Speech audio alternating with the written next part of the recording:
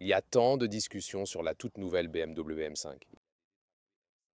Est-elle meilleure ou peut-être pire que la génération précédente? Découvrons cela ensemble en 4K plein écran. Passons à la nouvelle calandre avant qui est vraiment large, pourtant on reconnaît toujours un double haricot. Cela inclut aussi cet éclairage visible ici, ce cercle autour, et je pense que surtout la nuit, c'est magnifique. Logo M5 ici. Et cette couleur pour aujourd'hui est Grigio Terlesto, donc une couleur gris foncé. Mais je trouve cela vraiment assez beau. Puis ici avec les accents noirs déjà en bas. Ce véhicule ici a une allure plus large que la série 5 de base et bien sûr également des ailes de roue plus larges, des lampes LED adaptatives que vous pouvez voir ici, aussi sympa avec ces accents bleus juste là, du moins sur le marché européen. Et puis, la longueur ici, cette nouvelle génération a grandi, compte pour toutes les 5 séries, 5 mètres et 10 ou 201 pouces. Les roues ont souvent des pneus d'été, 20 pouces à l'avant, 21 à l'arrière. Vous pourriez également obtenir la M5 Touring dans cette génération qui est 0,1 seconde plus lente dans l'accélération. Cela viendra bientôt. Sinon, c'est aussi un choix intéressant pour plus de flexibilité. Et la version Touring est également disponible sur le marché nord-américain alors que les versions Touring normales ne le sont pas. Ensuite ici, la berline. Dans ce cas, nous avons un pack optionnel en fibre de carbone auquel nous ajoutons également cet aileron arrière en fibre de carbone. C'est aussi assez spectaculaire. Et waouh, regarde ça!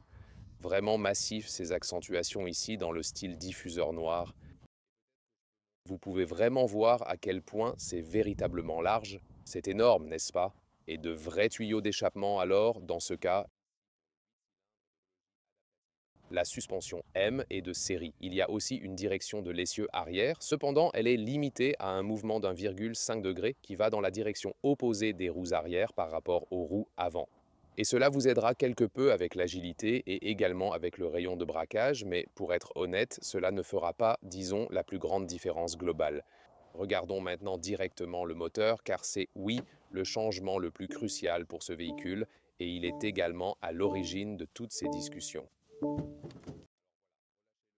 Donc, comme je l'ai dit, nous avons ici le V8 de 4,4 litres biturbo. Voilà donc avec un joli cache-moteur. Et ils ont pris la décision de conserver le moteur 8 cylindres, bien qu'il existe désormais en Europe des lois extrêmement strictes concernant les émissions. Et c'est vraiment difficile pour un constructeur de proposer encore des voitures avec de très grosses performances de moteur tout en respectant ces lois. Et donc ils ont dit, d'accord, si vous voulez garder le V8, il faut l'électrifier. Et donc ceci est ici un hybride rechargeable avec environ 19 kWh de batterie nette. Donc tu peux rouler tout électrique, peut-être comme 60-70 km réaliste, comme 30-35 miles en pur électrique.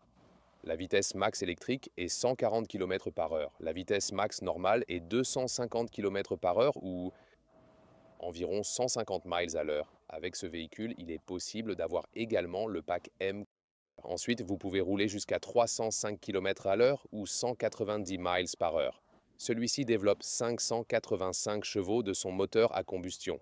Et la puissance totale du système, lorsque vous combinez avec le moteur électrique, peut atteindre jusqu'à 727 chevaux. Ensuite, il y a 1000 Nm de couple dans la mesure d'accélération, ce qui est atteint en 3 secondes et demie. Et puis vous pourriez dire, oui, attendez une minute, 3 secondes et demie, il y a beaucoup de véhicules actuellement qui peuvent rivaliser avec ça, ou peut-être même être plus rapides entre-temps. Donc, pour une M5, ce n'est pas le chiffre d'accélération le plus extrême qu'il y ait. Comme je l'ai dit, 3,6 pour la version Touring. Oui, mais encore une fois, pour la plupart des raisons de conduite de voiture normale, l'accélération que propose cette voiture est vraiment encore amplement suffisante. On va vraiment l'expérimenter sur l'autobahn allemande.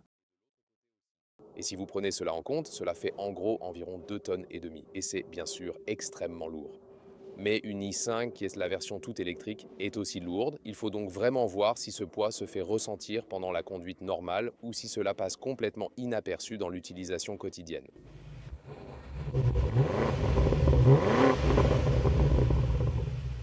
Et si vous regardez de très près, vous découvrirez aussi ces 10 000 € supplémentaires ici, les freins en carbone céramique. Jetons également un coup d'œil au clignotant ici.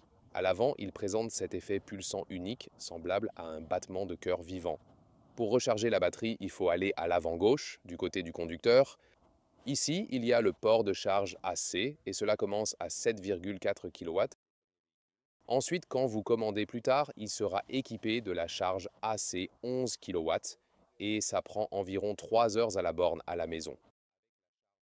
Je pense que la silhouette de base reste très belle par ici, mais vous pouvez aussi voir comment les passages de roues sont également plus larges que ceux de la série 5 standard, et ici, les indicateurs arrière sont magnifiquement intégrés, fins et larges. Et maintenant, prenons quelques instants pour explorer l'intérieur, car c'est évidemment très crucial et important pour ce véhicule également. Oh, au fait, le toit. Celui-ci est le toit en fibre de carbone. Alors, on va regarder ça de plus près quand Léa va lever la caméra. Donc, voici le toit en fibre de carbone. Il réduit la masse du haut du véhicule vers la partie inférieure, ce qui est mieux que d'avoir plus de poids en haut. C'est donc bien pour conduire. L'alternative serait un toit en verre fixe. Avec le modèle Touring, d'ailleurs, c'est un peu différent là-bas. Vous pouvez obtenir le toit fixe ou le toit en verre, mais pas le toit en fibre de carbone. Maintenant, passons à l'intérieur avec la clé ici, les couleurs M et puis le son de fermeture des portes. Sonne bien. L'arrière un peu plus de basse fréquence. Je pense que le son de fermeture de la porte avant pourrait utiliser un peu plus de basse fréquence, mais ce n'est pas mal. Éclairage ambiant intégré. Les poches de portes intérieures sont de toute façon fines et petites. Et c'est juste difficile. Donc cela nécessite un revêtement en feutre, je le dis à BMW depuis longtemps maintenant. Alors, oh, celui-ci ici reçoit le badge de saut d'entrée M5, tandis que la série 5 de base n'a rien à cet endroit. Et puis aussi un volant M Sport, couture contrastée à l'intérieur, encore quelques vrais boutons sur le volant. Et vous avez les fameux boutons M, M1 et M2. Vous pouvez les programmer comme vous voulez pour changer les réglages. Des sièges dans un style plus sportif, avec meilleur soutien des épaules, toutefois uniquement des surfaces en véritable peau animale. Donc, les excellents matériaux que BMW utilise en production de série, tels que le Sensorfin et le Veganza, ne sont malheureusement pas proposés sur les modèles M, et je pense que c'est vraiment triste parce qu'ils ont prouvé qu'ils sont très bons et très confortables. Et ici, l'ergonomie du siège est encore assez correcte. Il vous enferme vraiment un peu plus. Mais la série 5 propose des sièges sport, les sièges confort, un package confort en option que je recommande toujours fortement pour cette série. Il est possible aussi d'obtenir des sièges ventilés. De plus, ce modèle-ci offre un très bon soutien pour les épaules, tout particulièrement dans ce cas. Donc dans les coins, ils vous aideront très bien. Cependant, vous ne pouvez pas bouger autant. C'est un pour et un contre selon ce que vous aimez. Néanmoins, la position de conduite reste bien plaisante. Il conserve vraiment un côté assez exécutif. Et ici, dans le cockpit, une grande quantité de fibres de carbone est bien visible. C'est aussi un élément de décoration vraiment sympa. Dans la série 7, ce que j'aime le plus, c'est la barre d'éclairage d'ambiance qui traverse tout le cockpit. Et ici, il y a cette séparation. Je me demande vraiment ce que les designers ont pensé de ce détail-là. Et puis ça continue ici. Donc, peut-être pas nécessaire. Si tu mets le clignotant, d'ailleurs, tu obtiens tous les feux de détresse qui clignotent en rouge, en fait. Les feux de détresse auxquels je faisais référence ici. Vous avez ce format d'écran ici, présenté deux fois. Donc un et deux écrans formés en une seule unité. Ici, vous avez aussi cette touche douce sur le tableau de bord. Cela a vraiment l'air et se sent bien. Vous avez une console centrale massive, devant, un tapis de chargement à induction avec ventilation. À gauche seulement, le côté droit est juste pour ranger, pas pour charger. Ensuite, vous avez un bouton mode M. Celui-ci est destiné à la façon dont les systèmes d'assistance réagissent. Si c'est, vous savez, tout compris, ou si l'assistance de voix et des choses comme ça sont un peu réduites. Ensuite, vous avez un autre bouton de configuration. Cela concerne les réglages individuels, comme toutes les choses spécifiques, direction, frein, châssis, donc comme la suspension, etc. Et que vous pouvez une fois de plus personnaliser avec les boutons M par exemple. Quand vous appuyez sur M1, tout devient plus sportif et M2, tout devient le plus sportif possible. Ce serait comme un réglage logique des deux boutons ici sur le volant, mais vous pouvez aussi le faire de manière totalement différente, donc comme vous le souhaitez. Et puis ici aussi, un rangement séparé pour la console centrale. À gauche du régulateur de vitesse, vous trouvez les instruments numériques. À droite, le compte-tours vous montre comment le moteur monte en régime. Côté gauche, puis la vitesse, puis vous avez un affichage tête haute vraiment grand juste là. Et ensuite ici, lorsque j'étais amené à désactiver le SC, alors je suis véritablement en mesure de réellement sélectionner le... Et voilà, c'est maintenant une propulsion arrière, mais sincèrement, je veux dire, pour la majorité des situations de conduite. Tu ne ferais bien sûr pas ça sur des routes publiques. Ensuite, tu remets l'ESC et tu peux ajuster d'autres paramètres. Par exemple, lorsque j'appuie sur le bouton M1, tu vois, tout se modifie ici, et avec M2 encore davantage, donc tu peux véritablement tout personnaliser selon tes préférences spécifiques. En passant, tu as aussi accès à un système d'infodivertissement standard, n'oublions pas cela, avec de nombreuses applications ici, et bien sûr Apple CarPlay et Android Auto. L'unité de climatisation est toujours située ici, malheureusement, donc la contrôler en conduisant n'est pas très simple. C'était vraiment mieux dans la génération précédente. Nous allons très bientôt aborder la question de la transition et de la fluidité entre les deux motorisations pendant la conduite. Ce que nous avons trouvé ici, en faisant simplement des allers-retours et en se garant et sortant, il y a un problème et c'est lorsque vous êtes en mode hybride et que le moteur s'éteint automatiquement. Et puis tu recommences simplement en mettant ici le levier de vitesse. À la fin, comme la voiture avance, tu relâches le frein et puis tu accélères légèrement parce que tu veux juste rouler, le garer sous-sol, peu importe. Et quand à ce moment-là, la voiture décide qu'elle a besoin du moteur à combustion, elle bondit soudainement en avant, vraiment beaucoup. Et on était d'accord que ça peut faire mal au cou. Si quelqu'un est devant la voiture et aussi quand on se gare ou qu'on sort, donc le faisceau doit être ajusté.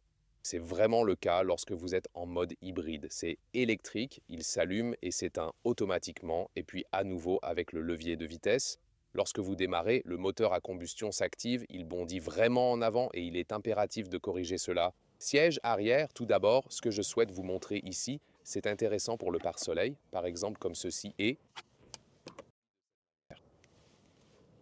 Je veux dire, c'est marrant, mais comme la vitre arrière est si large, c'est bien d'avoir ça. Elle ne s'ouvre pas beaucoup plus large d'ailleurs qu'ici. Tout est couvert. Jolie poignée de porte à l'intérieur et là, un autre haut-parleur pour le son Bose & Wilkins. Et ici, eh bien, c'est plutôt rigide à l'intérieur pour l'insertion des portes. Et puis, nous avons cette console centrale. Puis, l'unité de climatisation séparée également avec chauffage des sièges, par exemple 2 chargeurs USB-C tunnel central massif et eh bien, pour l'espace pour la tête ici dans la berline, joli ciel de toit en Alcantara. Alors ici, il reste encore un peu de marge. D'accord. Puis ici, nous avons des porte-gobelets de bonne qualité également. Et cela peut aussi être utilisé ici comme une trappe à ski. Et l'espace pour les jambes, ça marche avec de grands adultes, même pour un conducteur grand. Ces sièges sport sont aussi volumineux.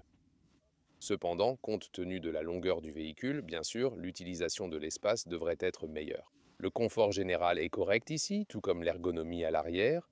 Le coffre de la série 5 est de 520 litres, i5 590 litres, 5 570 litres. Donc vous perdez encore un peu à cause de toute cette technologie et oui, regardons ici la berline.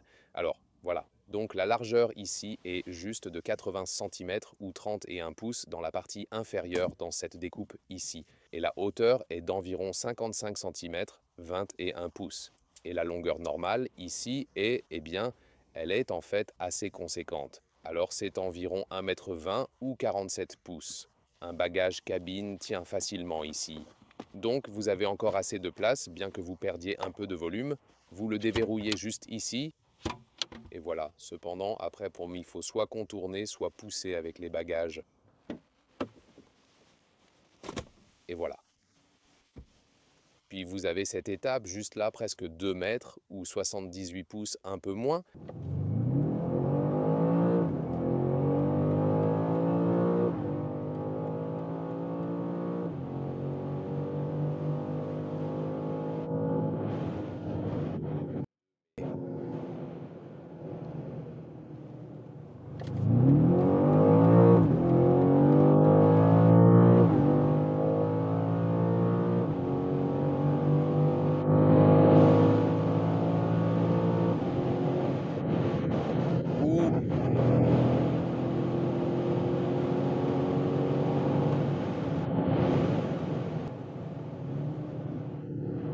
Waouh, c'est vraiment incroyable. Oh là là, alors d'accord, l'IA est déjà en train de retirer sa veste. Oui, je veux dire. C'est certainement toujours une authentique M5, donc tous les doutes, les critiques et tout le reste, on ressent vraiment bien ce moteur V8, aucun doute là-dessus. En même temps, tu as aussi ce formidable boost supplémentaire Et peut-être que tu l'avais entendu, récemment des rapports sont sortis qui disent que la puissance en chevaux serait en fait même un peu, tu sais, sous-estimée. Donc il pourrait bien y avoir quelques chevaux de plus que ce qu'il annonce officiellement. Ouf, ça avance à une vitesse impressionnante et il n'y a tout simplement aucune fin à cela, donc elle a définitivement comme deux côtés distincts.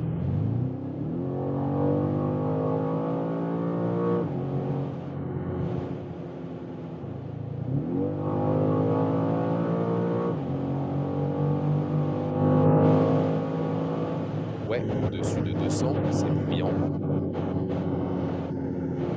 Un 5.0 basique serait sûrement plus silencieux avec l'isolation et tout. Oui, il fait vraiment froid dehors aujourd'hui, tu dois l'admettre. J'ai mis un peu d'énergie dans le véhicule avant avec la wallbox. Ensuite, quand vous y êtes, activez un mode spécial qui maintient la batterie. Donc normalement, tu disposes de beaucoup de puissance. Quand la batterie est complètement épuisée, il est vrai que tu auras moins de puissance, mais généralement, il y a souvent une petite réserve qui te permet d'effectuer au moins une ou deux accélérations. Cependant, comme tu sais bien, disons que vous vous trouvez sur le circuit et que la batterie est épuisée. Oui, cela représente effectivement un inconvénient, mais l'important, c'est que vous disposiez toujours des 585 chevaux offerts par le moteur à combustion en mode de conduite normale. Ouais, c'est bien sûr compliqué de le changer en conduisant. Tu dois appuyer ici puis le sélectionner à l'écran et ainsi de suite, utiliser au moins ce bouton MMI. Je ne suis pas sûr que tu veuilles faire ça tout le temps, mais ici, même en mode normal, tu as la suspension M adaptive ici, elle est bien réglée. Regarde ça, comme c'est sportif dans le virage. Beau, super boulot, ça se sent vraiment bien et sportif, super agile, puis ça devient presque léger, je dirais. Et c'était juste ici en mode hybride normal. Et le plus drôle, c'est qu'en mode tout électrique, si vous avez assez de batterie, ça change encore de vitesse car c'est intégré dans la boîte de vitesse, tu sais, et c'est vraiment assez cool, je dois avouer. Pour basculer facilement en mode de conduite sportier, appuyez simplement sur le bouton M2 et voilà. Voyons si nous pouvons avoir 3 rangées maintenant.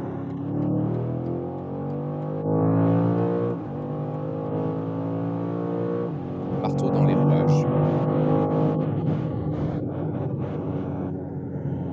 Oui, c'est vraiment très amusant et on le ressent intensément ici. Mis à part ce que j'ai mentionné plus tôt pour l'intérieur statique, les transmissions fonctionnent vraiment très bien ensemble. Un peu de poussée électrique, puis le V8 s'enclenche. Mon Dieu, c'est une boîte de sacré fou. Oh là là, c'était 260 km à l'heure. Ouais, comme rarement d'autres voitures le feraient. Et c'est aussi, d'ailleurs, ici dans les régions à haute vitesse, assez amusant. Il a encore plus d'avantages si vous avez le moteur électrique et combiné. Waouh! Et oui, comme je l'ai dit, le plus drôle, c'est que quand tu reviens en mode hybride normal, c'est un véhicule relaxant. Donc oui, vous avez bien l'abondance de performance. Maintenant, par exemple, le moteur à combustion reste également allumé parce que lorsque vous êtes à des vitesses plus élevées, il est généralement en marche ou aussi lorsque le refroidissement est encore nécessaire. Mais quand vous commencez juste le matin et qu'il vous reste un peu de batterie, vous pouvez commencer tout électrique et c'est vraiment amusant de le conduire entièrement électrique. C'était aussi quelque chose de vraiment surprenant pour moi. Et j'apprécie énormément le processus de changement en tout électrique. C'est vraiment incroyable. Et je pense que l'une des plus grandes différences n'est pas seulement le groupe motopropulseur, mais aussi ici maintenant dans cette nouvelle génération, la M5 a gagné en confort. Nous avons une suspension additionnelle en mode sport ici. Quand je passe au mode M2, je peux le rendre plus rigide. En mode normal, c'est vraiment très confortable, surtout sur l'autoroute. Et la plupart du temps, surtout quand on prend le temps de penser à une M3, ces voitures M sont toujours, tu sais, un peu comme axées sur cette note très sportive. Et c'est aussi le but, mais ensuite on perd aussi en confort. Et ici, je sens que l'on ne perd pas trop en confort par rapport à une série 5 normale. Et c'est étonnant, donc pas de réponse simple en noir et blanc à la question est-ce que c'est mieux ou pas. Vous savez vraiment distinguer entre ce que vous attendez du véhicule. L'isolation phonique est bonne, silencieuse, confortable, avec la suspension réglée en mode confort. Et puis à un certain point, je ne me soucie pas vraiment si ça roule électrique ou avec le moteur à combustion. Donc c'est vraiment une expérience de conduite agréable et confortable. Oui, comme je l'ai dit, cette voiture a vraiment deux facettes car à tout moment, vous pouvez tourner ce bouton ici, puis laisser l'enfer s'envoler à nouveau.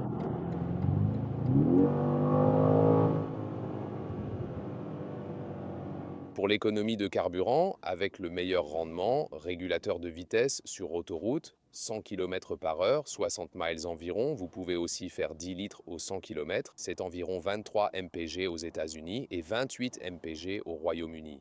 Si vous utilisez au maximum les performances sans recharger fréquemment, cela monte bien à 14 litres ou plus au 100 km, ou peut-être environ 7 miles par gallon aux États-Unis ou 9 miles par gallon au Royaume-Uni en moins. C'est ça, vous savez, ça reste quand même une voiture de performance, bien sûr. Oui, et concernant le prix, il est de 119 000 € hors TVA en tant que prix de base et 144 000 €, toutes taxes comprises, c'est le prix de base. Et le véhicule tel qu'il est là, avec toutes les options, 173 000 €. L'IA secoue la tête. Et oui, ici, elle a vraiment raison. Et puis la grande question est, est-ce mieux ou pire que la génération précédente? Il n'y a pas un grand progrès dans les chiffres d'accélération et de performance. Et bien sûr, en termes de poids, vous le ressentez quand vous êtes sur le circuit ou quand vous êtes dans des virages très serrés à grande vitesse. À ce moment-là, vous le sentez et vous ne pouvez pas vraiment en débattre, c'est simplement de la physique. Le poids est bien présent. Cependant, si vous avez la version électrique, la i5, elle se conduit vraiment super bien. Et dans la plupart des situations de conduite quotidienne, sur l'autoroute et aussi à des vitesses normales en ville, à la campagne, ce n'est pas que vous mettez la voiture dans des situations si extrêmes que vous remarqueriez le poids autant. Donc pour la plupart des trajets quotidiens, vous ne remarquez pas tellement cet aspect négatif du poids que vous diriez. C'est un véhicule qui en vaut tellement la peine. Ils ont vraiment fait tout leur possible pour bien dissimuler cette augmentation significative de poids. Et concernant le point positif, c'est sans aucun doute le confort inégalé. Celui-ci, en termes de conduite, de suspension et aussi du bruit, tu sais, comme rouler à une vitesse plus élevée et ainsi de suite. Et aussi, le démarrage dans la version électrique est tellement plus confortable que le modèle précédent. Donc il faut vraiment le dire. Si vous êtes un conducteur puriste et le plus grand fan de BMW M, celui-ci sera pire pour vous. Cependant, si vous êtes, disons, le client moyen de BMW et que vous ne vous concentrez pas uniquement sur le plaisir de conduite pure d'une M, cela sera définitivement un meilleur choix pour la plupart des clients maintenant, car cela apporte tellement plus de confort à votre trajet quotidien. Et je peux, d'une part, honnêtement, je ne suis pas le plus grand fan des hybrides rechargeables, donc je préfère plutôt la combustion pure ou le tout électrique.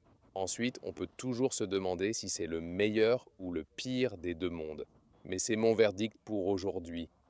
C'est mieux pour la plupart des gens et pire pour quelques-uns. C'est bien ça le problème. Que penses-tu donc de la toute nouvelle M5?